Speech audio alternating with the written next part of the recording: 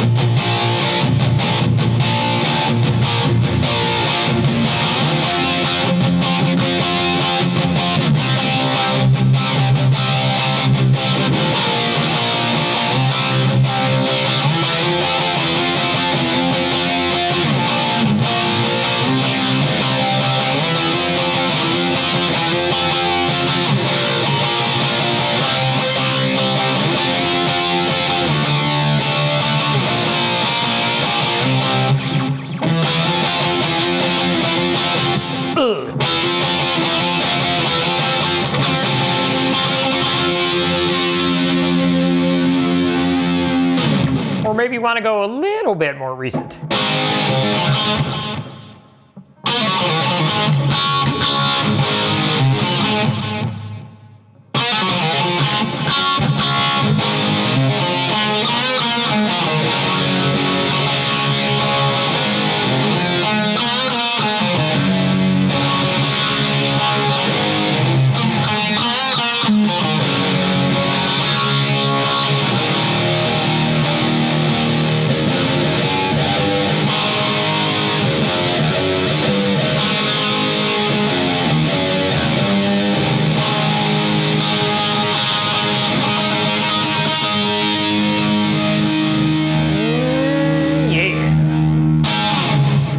Hi everyone, so we are back. Yes, we just ventured deep into the woods of Poison, took a little stroll down Bret Michaels Boulevard, maybe hop, skipped, and jumped over to Bobby Doll Place, possibly got under the Ricky Rocket Expressway, or maybe even went to that CC DeVille cul-de-sac.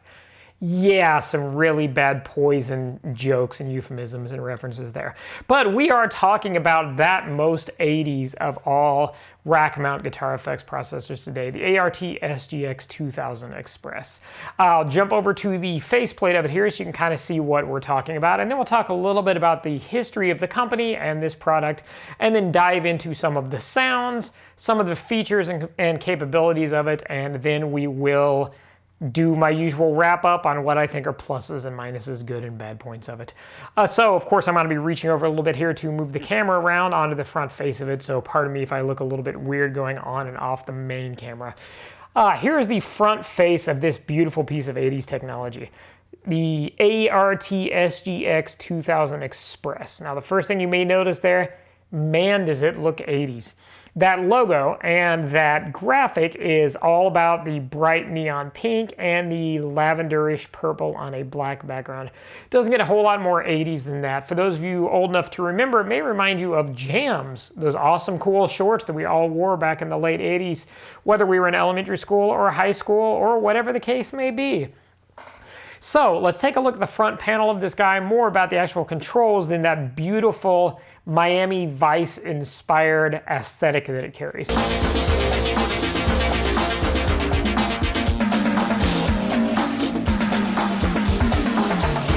We'll see on the front here, obviously, that we have the LCD liquid crystal display and that very classic black lettering on green background. Below that, there are two rows of very stylistically cut at about a 45-degree angle, or probably more like a 60-degree angle. I'm not a math person by any means.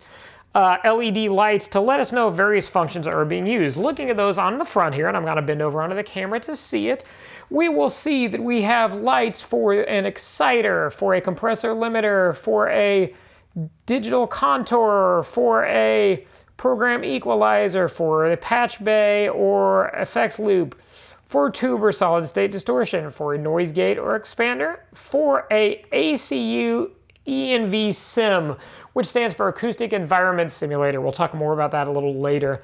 The second row, we have envelope for an envelope filter, i.e. an auto wah.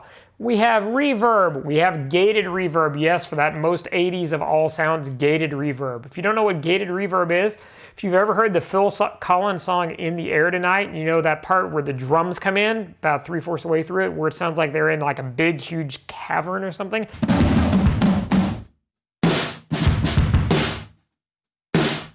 That is gated reverb, so this guy, in all its 80s glory, can do that.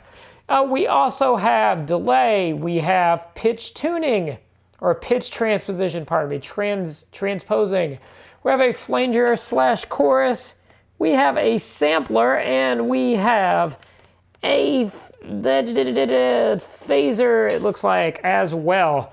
Moving further to the right, we have the main encoder knob, which is used to do things such as jump through presets, as you'll see on the screen here, and also can be used for other adjustments when you're programming in presets. To the right of the encoder knob, we have our preset button, telling us which mode we're in, preset, which we're in currently. We have a parameter button to select parameters to effect, and we have a value button to change the values of those parameters.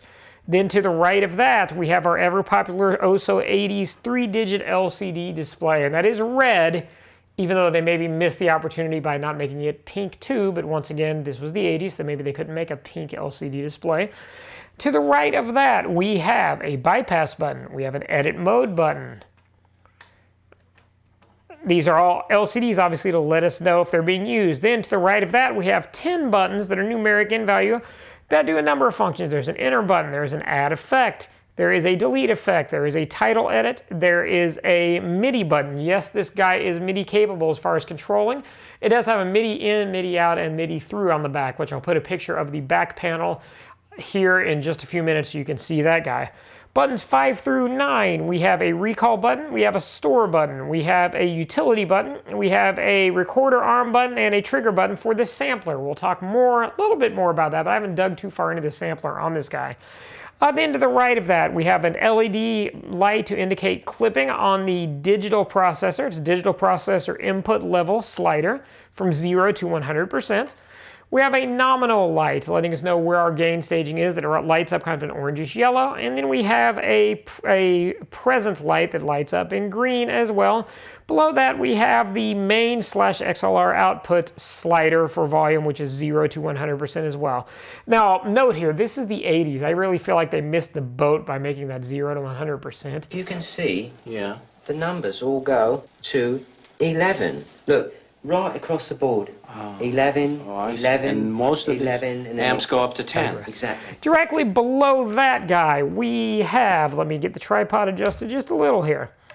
We have our input, our instrument input. We have a headphone output. We have buttons to enable effects loops, effects loop 1 and 2.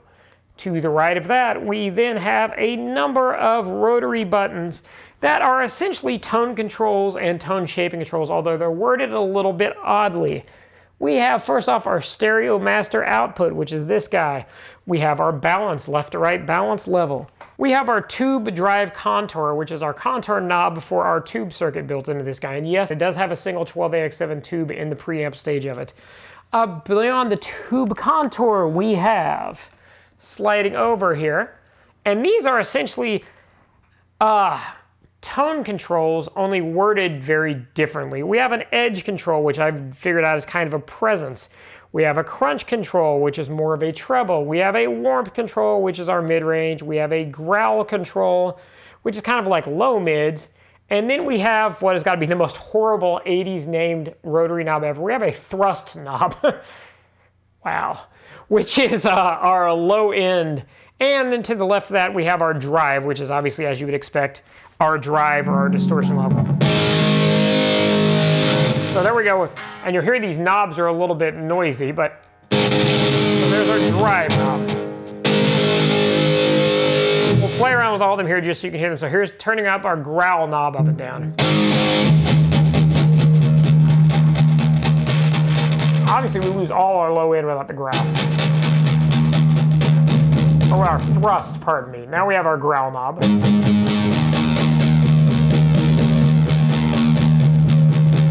our warmth,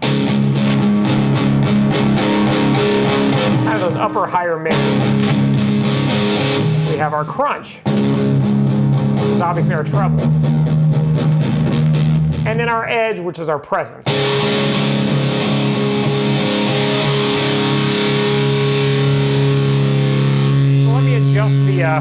let me adjust the tripod again here to get things back up where you can see more of the main display overall and get it back over here in place.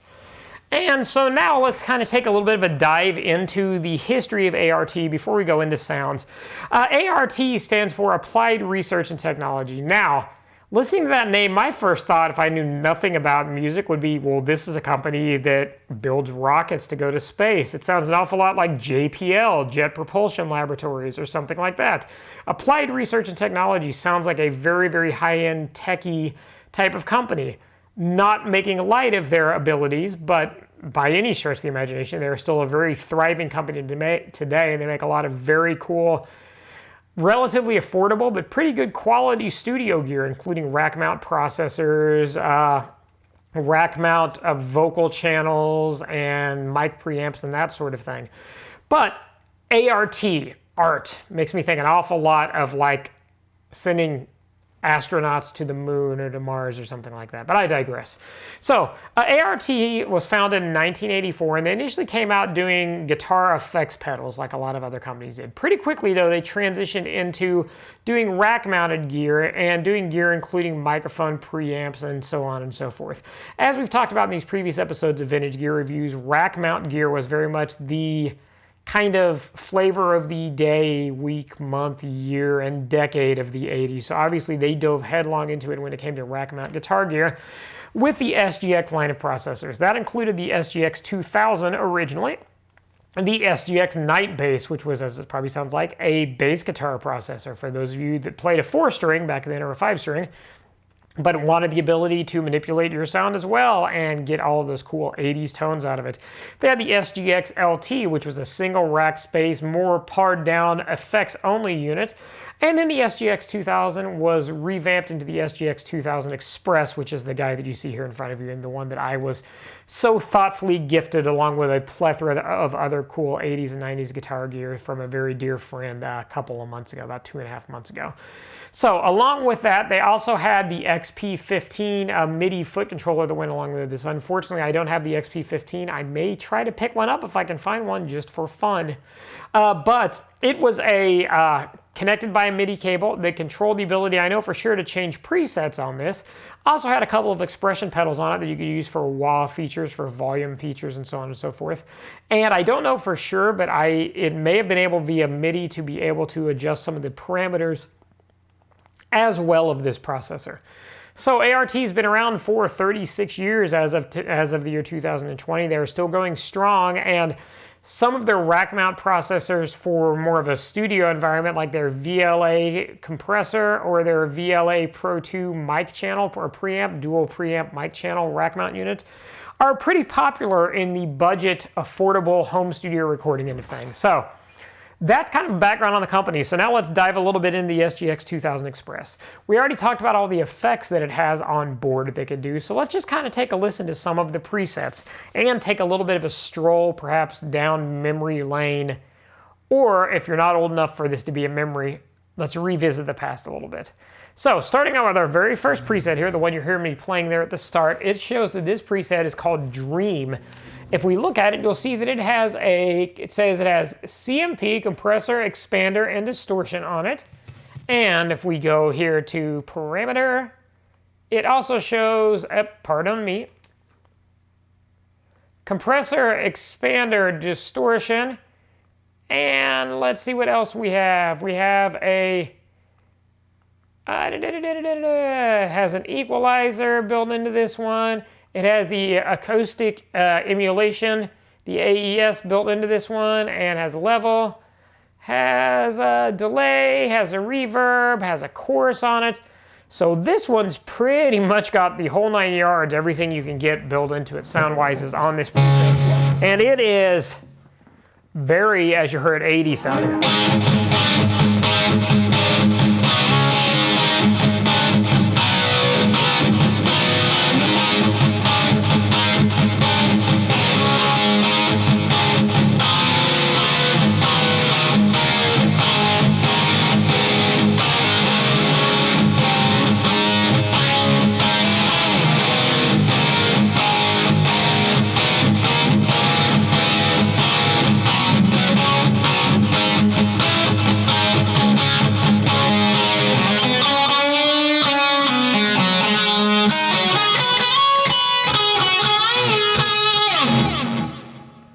chubby sounding there. Let's jump through a few other presets just to check them out. Our next one is called It's Fat.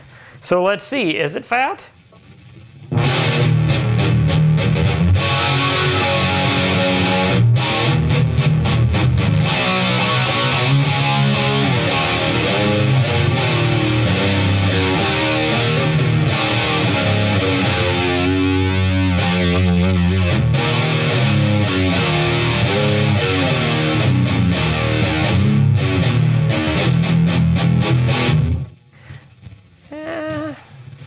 It's fat? That maybe, that low end?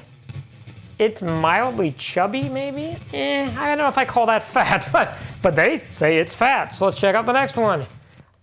We have Crispy Crunch. I wonder what this is gonna sound like. My gut instinct says it's gonna be pretty bright. Oh my gosh, yeah, wow.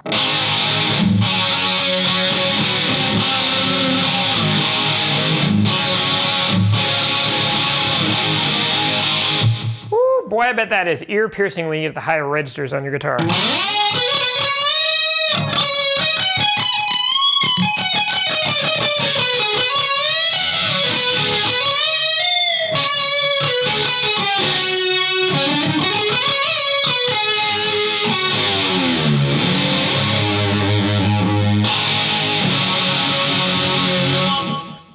Yeah, that one's a little bright. It's crispy, that's for sure. I would give it a crispy term, if not maybe crunch.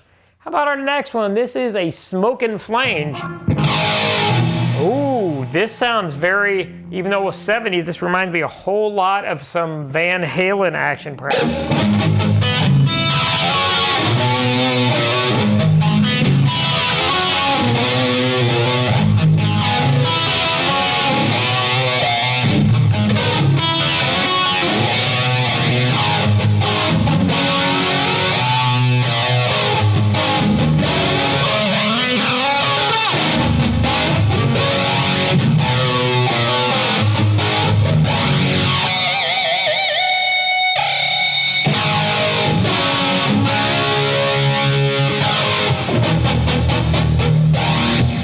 Oddly enough, our Smokin' Flange, to me, sounds a little more fat than It's Fat. Maybe that's just me, though. Let's see what else we have here.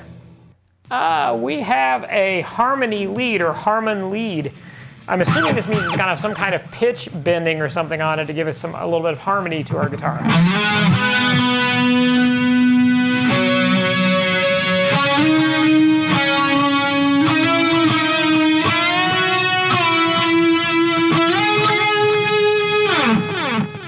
Got a lot of delay, that's for sure.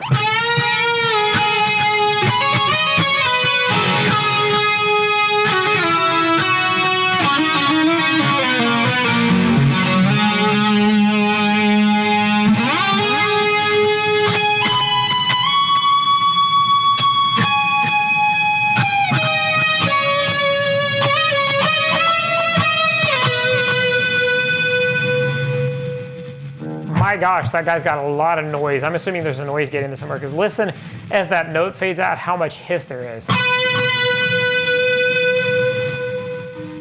Whew, they're doing a pretty good job with the noise gate, though, for the most part. So let's see what else we have.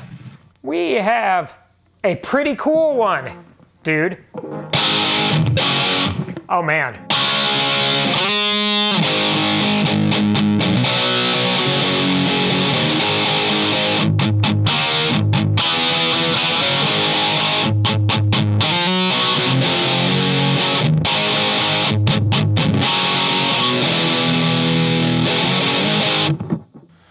It's something. How about our next one?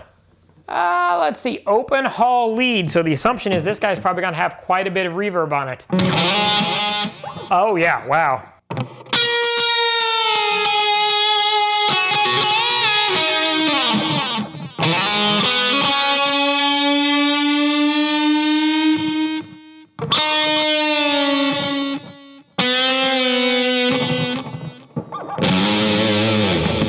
Wow, it's a lot of reverb and a lot of delay. These are all starting to sound kind of similar to me. What do you guys think? Rock Class 101. Now that's interesting. That's a little bit more natural sounding, not quite as compressed and affected sounding.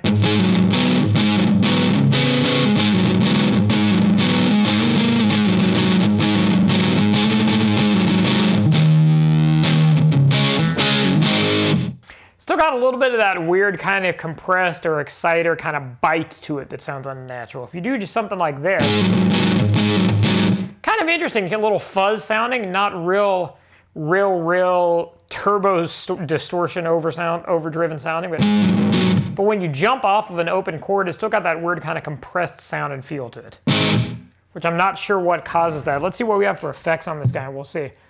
Well, we have an expander on it. That may be a big part of what we're hearing there that's giving it that weird kind of sound. Let's see. So compression is fairly compressed, 78%, 4:1, not a real heavy compression ratio. Let's see, yeah, so we have an expander on it. We have a solid state warm distortion. We have a noise gate again. There's our EQ, how that guy's set. Interesting EQ curve. And we've got that AES again, which we'll talk more about that. Actually, maybe now is a good time to talk about AES. So what AES stands for on this processor is Acoustic Environment Simulation.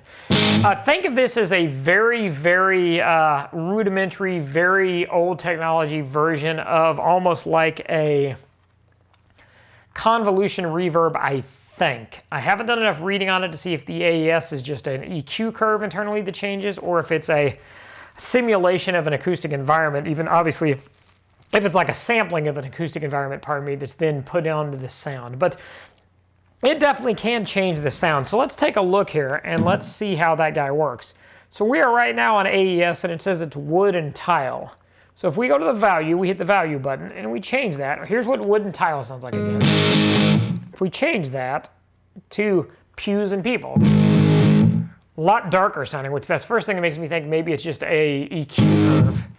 Let's see, there is wooden baffles. Closer to wooden tile sounding. There is LT floor rug, so I'm assuming maybe a light floor rug. Sucks up a lot of the high end again, it sounds like. Let's see, ceiling drapes.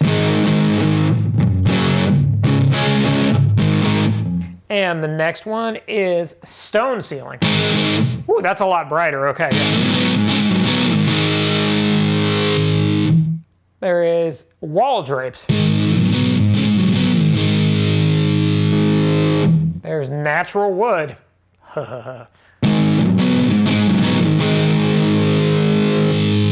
There is open, what does it say? Open ambience.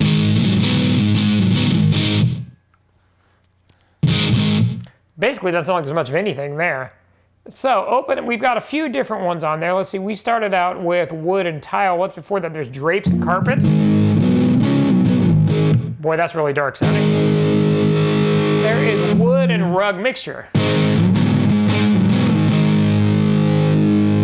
There's heavy carpet.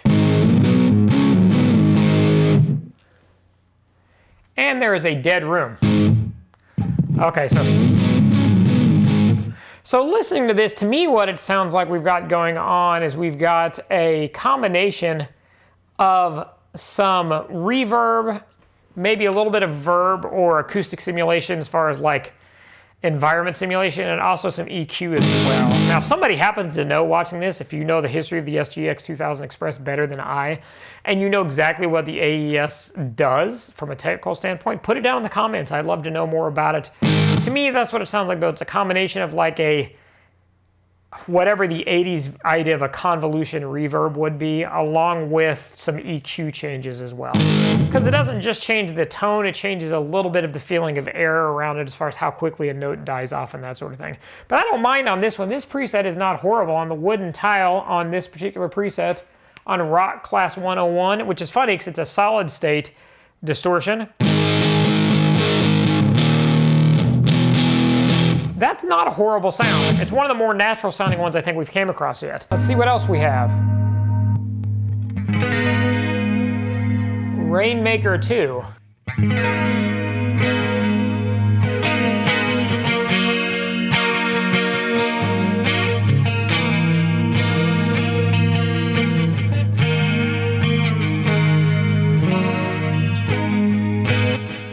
So you may be wondering though, the question may be, okay, so I hear all these really crazy hyper affected 80s-ish guitar tones. Can this thing actually just sound normal, whatever normal means?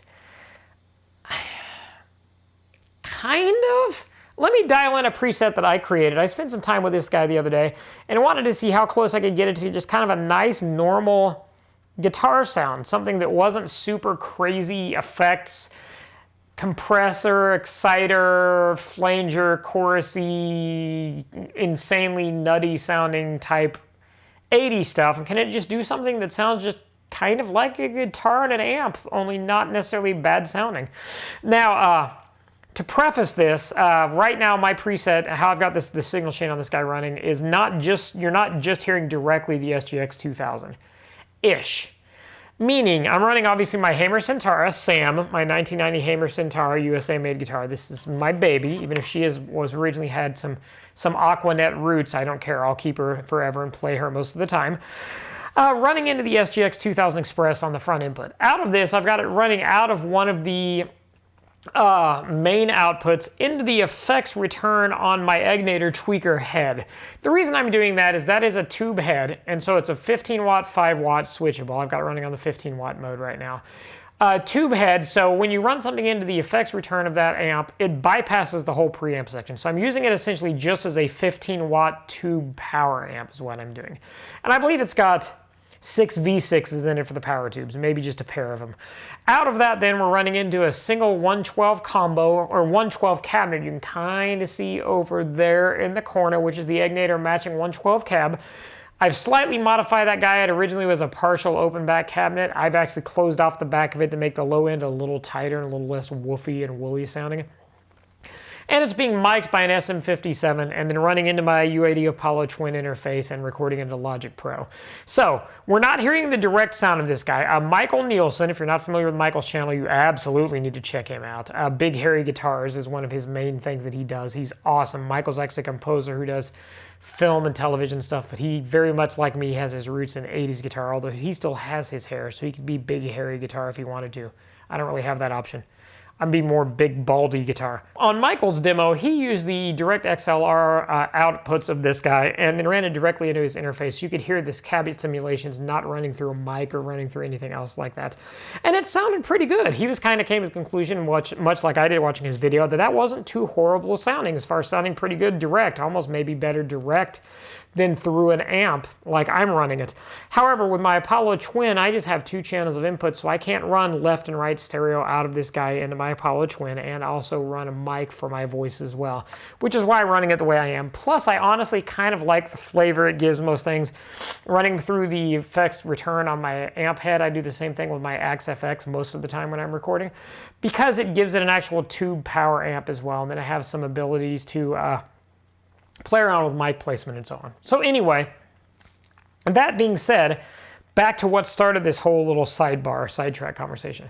Can it sound natural like just a regular guitar amp? Yeah, it relatively-ish kind of can. So we'll look on the secondary screen here, and you'll see I've got a preset set up that says that it's natural grit. Now this is one that I loaded up and created myself. Maybe I should have named it True Grit. I missed out on a good opportunity for a fun name there. This guy, you will see though, what it has distortion. It has an EQ, and it has the acoustic environment simulation on it. The distortion, I've got it on Jazz Tubes, is the contour preset, but it is using the tube, and this has a single 12AX7 in it. I've got the drive at about 62%. I've got bite at 100%, output at 100%. Then there's my EQ curve. I'm basically boosting 100 hertz, about 4 dB. I am boosting 250, about 4. I am boosting 1.6K, about 9. Boosting 4K about 9, and boosting 10K not at all. And then I'm using the natural wood preset on the AES again, and I've got my master output at about 89%. So what does that give us sound-wise? In my mind, a relatively convincing-ish tube amp sound. Now, it's not ultra-saturated. It's more kind of crunchy, but it's not bad sounding, and it's relatively natural sounding.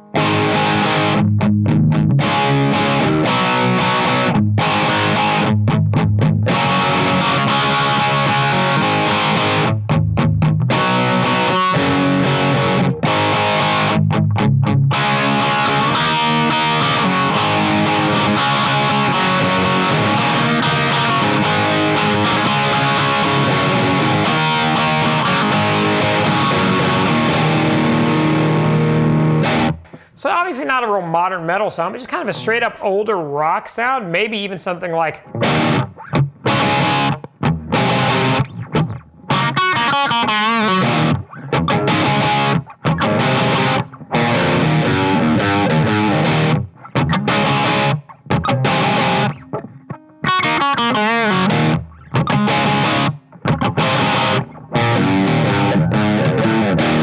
So not bad sounding. Now when I created this preset, I had my Behringer TO-800, my Tube Screamer copy on the front end.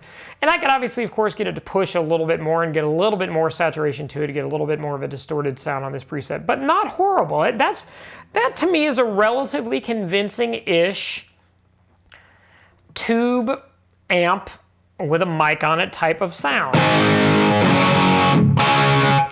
Now, I intentionally don't have any reverb or delay or anything like that on this preset because my thought was I may actually use this sound for a few things, and I'll add all of that in post when I'm recording using plugins and so on and so forth.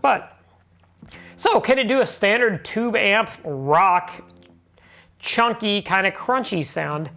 Yeah, ish, it kind of can. So then my next thought became, well, it's an 80s amp, or an 80s preamp, it's got a tube in it. Can it do thrash?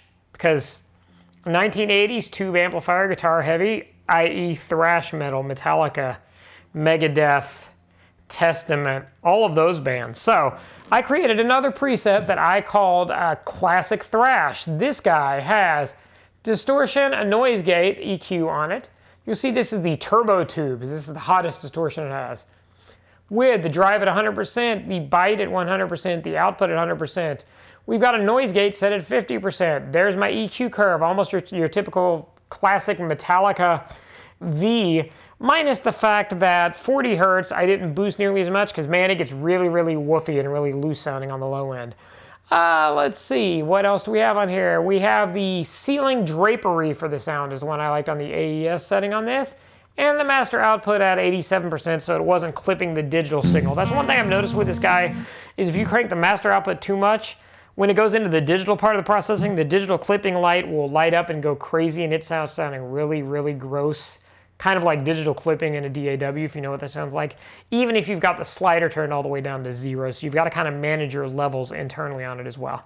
So now this guy, once again, when I set this up, this was running direct and not running through the amp. I was just running out of this stereo into one of the inputs on my Apollo Twin, so I don't know if it's going to sound exactly the same as it did when I set it up, but we shall see.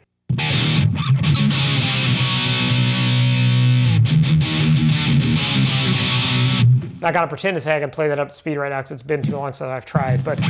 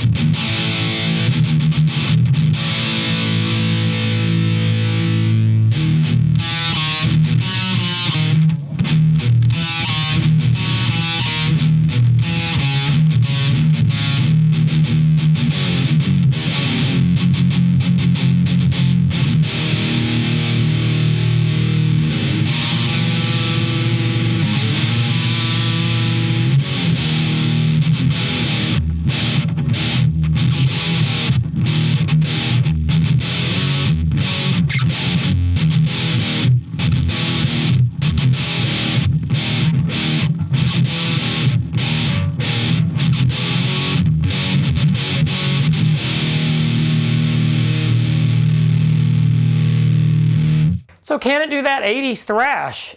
Yeah, in some regards I think it almost does that better than just straight up old school rock sounding. There's something about the fact that it's got so much distortion that we kind of expect it to sound a little compressed. So let's go ahead and jump to kind of the good points and bad points of my thoughts on this guy. Good points. Well, it's MIDI programmable and MIDI controllable, which is super cool. It does have a tube in it, has a single 12AX7 in it, so that's kind of cool. It obviously has memory. Any rack-mounted preamp, you've got the ability to store a bunch of different presets, which is pretty cool.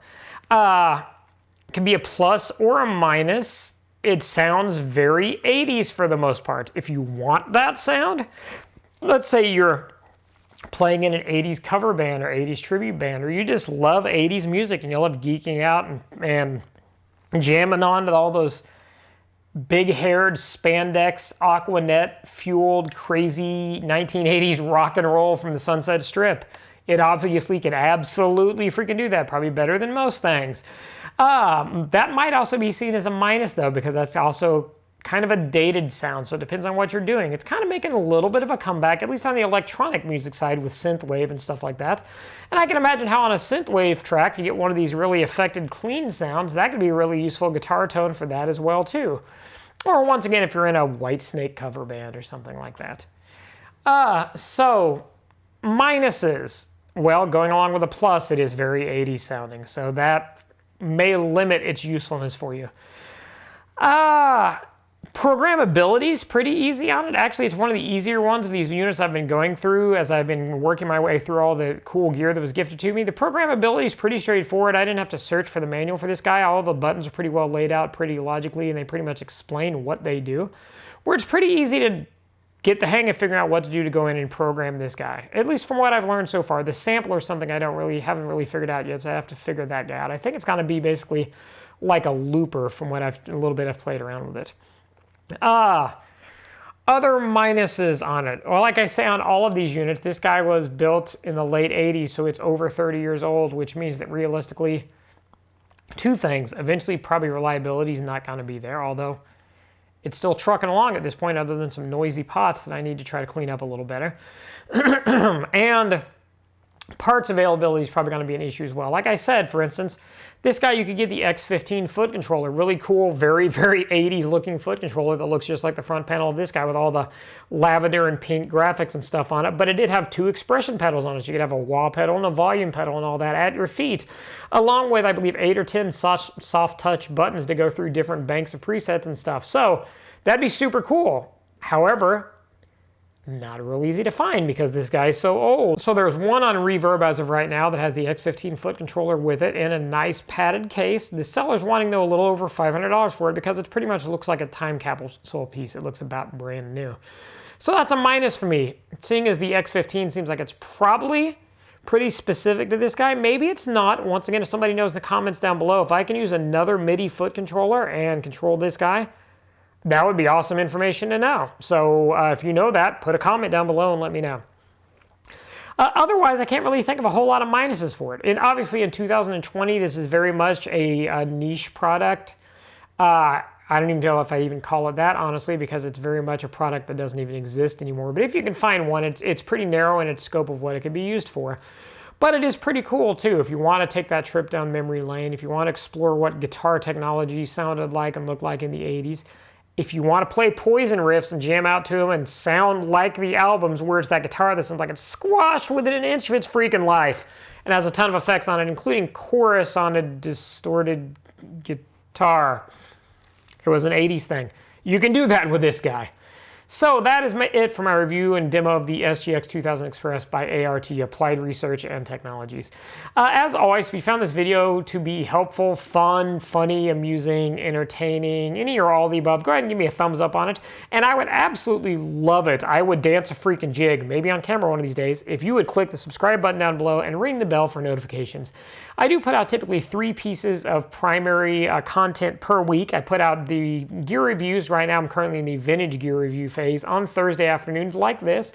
I put out a mini guitar lesson on Tuesdays, which is usually about a 10-minute long lesson over one specific concept related to this instrument. And I put out my main series, Everything Guitar, on Saturday mornings. Now, Everything Guitar, we just ended season 1 last week, so it's getting ready to go through a little bit of a revamp. I'll just have kind of a best of episode coming out a couple days from now on Saturday. Then we may have a week gap before it comes back in a slightly modified format. But don't worry, this channel is always going to have a ton of guitar content on it, even though I'm going to bring in some additional content as well. I am a producer and a mixing engineer. And I do also tinker with and love electronic music as well, including analog and digital synths. So we're going to see a little bit of some of that content creep in my channel also. However, there will always be a ton of guitar-related content on here. So thanks for stopping by. Hope you found this video to be fun or entertaining. Hope you enjoyed some of the really, really, really 80s guitar tones we can get out of the ART SGX 2000 Express. And I hope you have a great day. Thanks a lot. Take care. Bye.